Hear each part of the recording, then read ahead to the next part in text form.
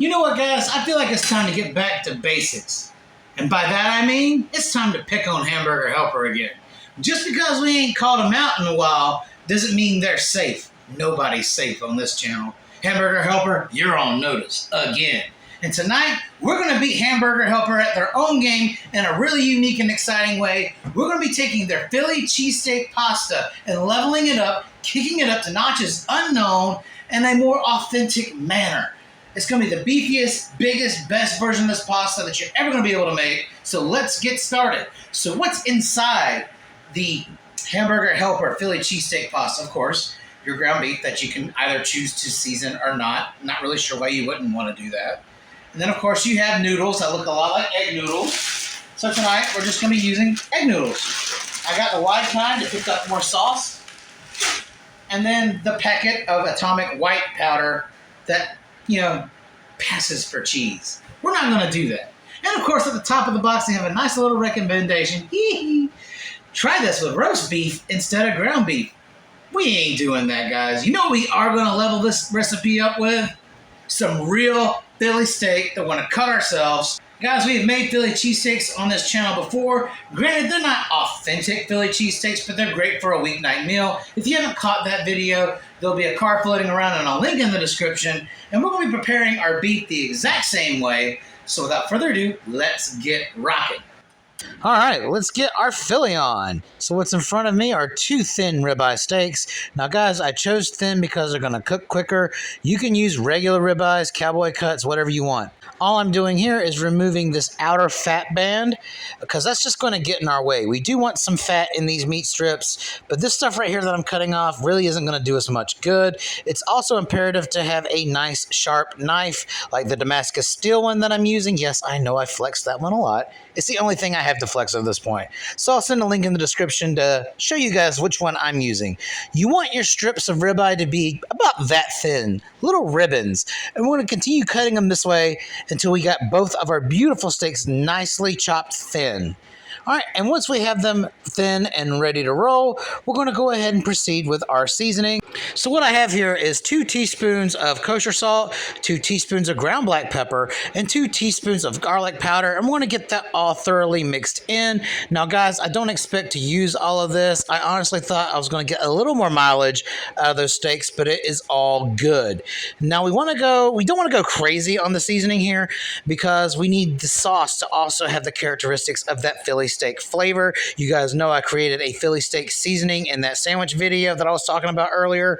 We're going to combine that flavor into our sauce. We have the ultimate hybrid creation of Philly steak in the pasta form. So let's clean up and head to the stove. Okay, so all the elements in this recipe are going to cook very quickly. So we're going to have to do a couple things at once. None of this is complicated, but pay attention so you can keep up. The first thing we're going to do is add our nice, beautiful steak strips into this medium-sized skillet that has some olive oil heating over a medium-high heat. We're going to go ahead and start getting our steak seared off. We're going to leave this alone for about 4 minutes. You want to kind of get a nice Maillard to form on the bottom side of these strips before we flip it. You are going to want to cook these steak strips fully because, I mean, you never see a medium rare Philly steak. And honestly, pink steak's not going to look really great in a white cheese pasta sauce. So let's go ahead and get those seared off for about 4 minutes on one side. And while that is going, we're going to go ahead and turn on the heat to our medium sauce pot, get that warming up so we can start dissolving our butter. Now that our pot is nice and hot over medium-high heat, we're going to go ahead and melt down 1 stick of unsalted butter. This should start to look real familiar to you guys because we've made bechamel I can't count, thousands of times on this channel. And while that butter is melting down, it's been 4 minutes. So we're going to go ahead and start turning our steak over, checking the sear, give it a nice little toss and flip. And that steak looks absolutely beautiful. So we're going to let the other side sit and sear for about 4 minutes. We want this to be crunchy and juicy and tender, and that sear is going to add a lot of great flavor to this. All right, so let's go ahead and turn our attention back to the butter. Now that everything has been fully melted, we're going to go ahead and start working on our other Philly flavor components in this container. is 2 teaspoons of dehydrated minced onions. Onion is a staple flavor in any Philly cheesesteak, so we're going to go ahead and add this into our butter and get that nice and melted off. We don't want to really cook this any longer than about a minute to prevent our onion flakes from burning. Guys, I was honestly looking for dehydrated bell peppers because honestly, I don't eat peppers and onions like most people do. So this will be where I would add them in to create that Philly cheese sauce. That's what we're going for here. All right, and before we can progress with our Philly sauce any further, it's time to flip our steak pieces over again. They are mostly done at this point. I just have a few pieces that are still a little red or pink on the outside or in the center. So we're going to let that cook off for another 2 to 3 minutes. And now we're going to go ahead and add in a half a cup of all-purpose flour. We are making a roux. You've seen this before. And here come the rest of the Philly seasonings. This is 1 teaspoon of kosher salt, 1 teaspoon of ground black pepper, and half a teaspoon of cayenne pepper. We're going to go ahead and get this worked in. We're going to cook this out for about 2 minutes, like we always do when we make a roux.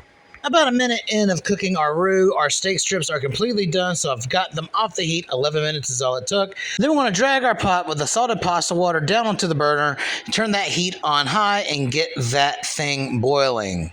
All right, and now that our roux is done cooking down, it's time to add in our liquid components. This is 2 cups of milk and 1 cup of half and half, and as always, I have made a giant mess out of pouring this. I don't know why I still attempt to pour out of a full measuring cup. I obviously kind of suck at this. All right, so we're going to go ahead and add in this liquid gradually, making sure that the roux does not get too thick too quickly. And now that we've gotten all of our milk combined and have stirred it aggressively with this whisk, we have got a nice, creamy, and thick bechamel. So you know what this means. It's time to add the cheese. And now it's time to move on to our cheese component, and this is a beautiful blend of shredded provolone and mozzarella. This is 2 cups of cheese in this bowl.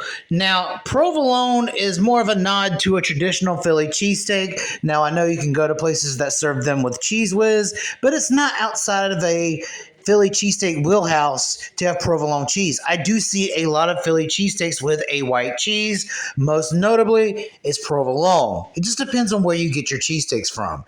And mozzarella might seem like an odd choice, but this is a pasta.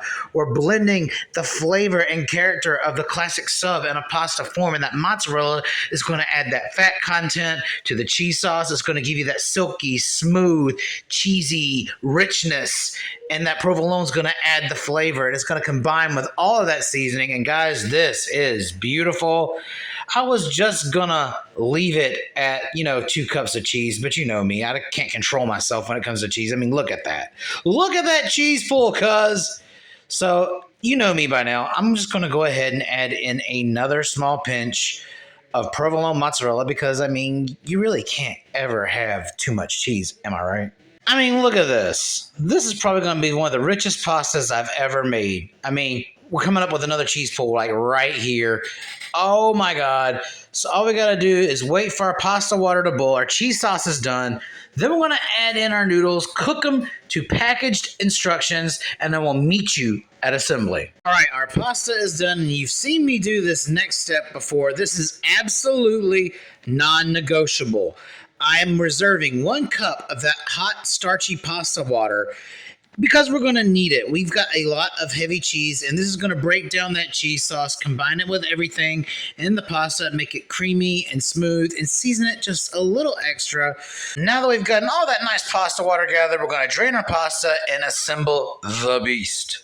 All right, now that we got all of our nice egg noodles completely drained, we're going to add in just a little bit of our Philly beef, and then we're going to follow that up with a nice amount of the cheesesteak sauce. And guys, this smells phenomenal.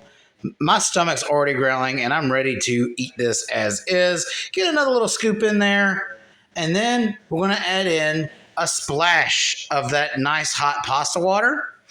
And then we're going to give it an initial stir to see how much it needs to break up that cheese. I imagine this is going to take a good bit of that pasta water because of how heavy that cheese is. And at this point, I still have a couple of really large gobs of cheese down at the bottom that I can't penetrate. So I'm adding a little bit extra pasta water in there.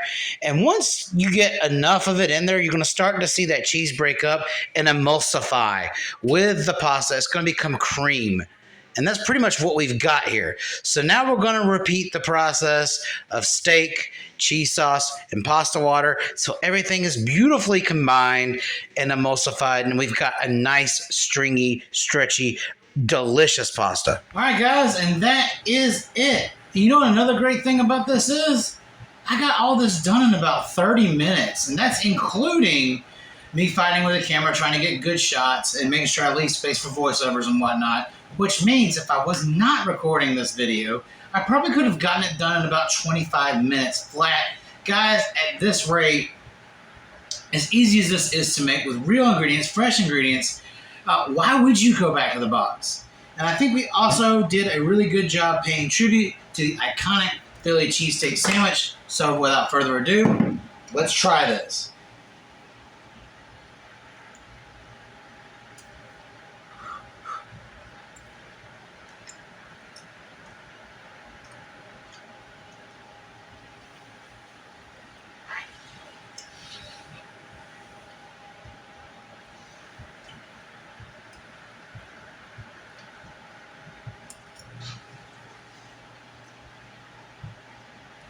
That is amazing. If the Philly cheesesteak had a baby with pasta, this is what it would taste like. This is the sandwich in pasta form. In its purest form, you taste everything. The beef is tender. All the seasonings that went into it. The onion flavor that is there, but it's not overpowering. That provolone cheese.